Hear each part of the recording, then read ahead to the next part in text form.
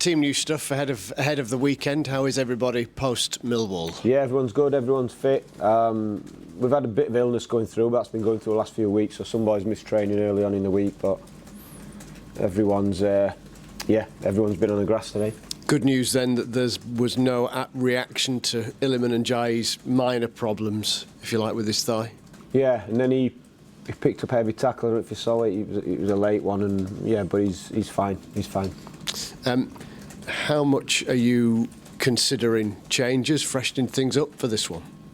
Let me think now. The team. Yeah, listen, there probably will be just because we've changed the last couple. Because if we'd have had the whole squad fit in this last run of games, where it's been midweek games, we would have changed it more. We got the opportunity to change it a little bit. This week's a little bit different simply because we've had a full week's recovery, like I said, and some have needed it and we've used it. But then we know we're going into another period again where there's 3 midweek games, so yeah, we'll be using the squad. What's been the kind of the debrief from Millwall, if you like? Because first half, I'm sure you were disappointed with that, but second half, I'm sure you were a bit more pleased. Yeah, and the most frustrating thing about that is it's hard to wrestle momentum in a game, especially when you've been that team playing later and having the travel and things like that, because we did set off sluggish, and we know Millwall's plan was to get after us, and so for us to sort of arrest that momentum and change it and put it in our favour was good, from everyone was good. But maybe along with that came, we had a couple of months where we really lacked composure in the organisation, and that ended up costing us. So that's what's so frustrating when that part of his game's won us a lot of points this season. Well, because it's such a rarity. Did you feel the need to address that? Yeah, definitely. Because we're going to be in that position again. We're going to, more than a quarter of the season left, and it's going to be moments, as there has been all through the season, where we're pushing in games, but we can't push at the lack of good decision making. So we've definitely had to have that little reminder, 100%. And the good thing is, it was really apparent, and the lads were aware of it. And again, why I felt so angry after the game, or disappointed, should I say, is the effort was top class. Like I said, the mentality to get back in the game was top class, but it's as if we maybe pushed them that little bit too far, and with that mentality to go for it and be more aggressive and really rile some players up, that we've lost that composure at the same time. How important in these circumstances then, with Watford on the horizon rather than looking back to Millwall, that there are a lot of players within this squad, mainly for Sheffield United, but not necessarily, have been in these circumstances before? Yeah, it is important. But we have, I think in the squad it's really important, but I've been looking at times and we've had put teams out in 11s out. We've maybe only had 1 or 2 who have done it here before, such as the nature now of the introduction of younger players, whether that's loan or the boys who's come through, so which puts even more emphasis on the senior players' voices, if you like. But at the same time, there's got to be an expectation on whoever's on the pitch to help keep things calm and communicate and organise things, whether that's a dead ball, any restart, or moments in the game where a voice is just as important as your legs. Interestingly, or as a coincidence, because Doyle was sat there, when he last did press, not today, he was talking about sort of the culture and the mindset and all that kind of thing. And obviously, as a kid growing up at Man City, he has to win all the time, doesn't he? That's how it just is there.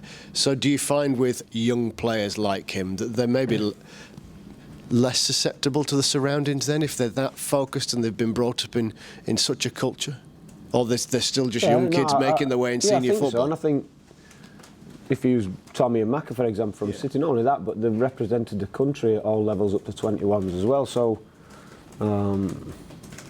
football's what they do. Do you know what I mean? I think the bit, obviously Tommy's experienced the Championship, because it is a different league, like how relentless it is for 46 games. Keep saying about the way it's refereed now and more going. well, you couldn't get any different from an under-21s game somewhere, whether that's an international or a Premier League under-21s. So there's still things that are real eye-openers for the boys, but in terms of the game itself and dealing with things, they've experienced a lot and dealt with big moments already.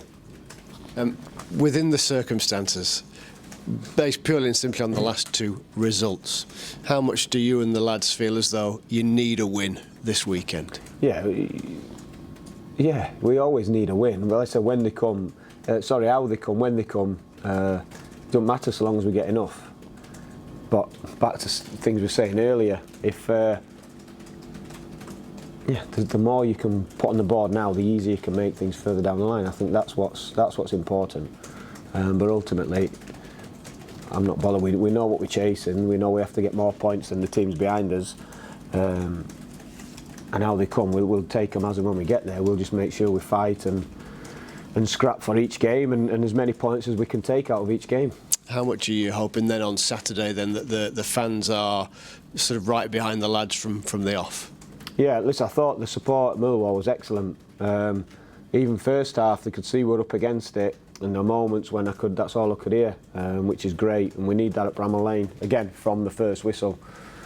So not only when we're performing for the fans, we need the fans to perform for us as well. And yeah, that's another disappointing one, because certainly in that game on Saturday, it would have been a massive opportunity for not only me to be rewarding the players and praising the players for the character and belief that they'd shown in getting, I think, 3 points from a game which was there for us, but how the fans would react to that as well, because the fans could see the big shift, the turnaround, the intent of the players. So yeah, it would have been a big moment, that on Saturday. Unfortunately, it's gone the wrong way, but we know the reasons why. But everyone's still got the part to play, not only this Saturday, but for the remaining games, whether that's me, the staff, the players, but also the fans, especially at home. Watford, though, are the next opponents, obviously. Funny season in many respects. They've got such a wealth of talent within their squad. They've drawn a lot of games. Yeah. I think one thing you have to understand about Watford is how dangerous they are, and they've got players who can produce big moments. And that's probably the biggest compliment I can pay them, because that is it. That's what we have to be wary of. They're going to have big moments, going to have moments in the game. We have to be able to deal with that and then impose ourselves on them when we have the ball as well. So, yeah, regardless how the game's going, at any moment, we know they're going to be dangerous. And perhaps prominently with them. I mean, Sheffield United this year have been really good at locking down their opponents, haven't they? It perhaps is particularly necessary this weekend. Yeah, definitely. They've got a big threat on the counter, like I said, players with big moments who, even if you set defensively, can produce moments to create chances. And like I said, we've got to limit that and make sure that if any of those moments do come around, we're still doing the right things, you know. And if they're good enough then to create things, fair play to them. But I'd still back us if we get the things right, and more things right than wrong, that we can make it difficult for anyone.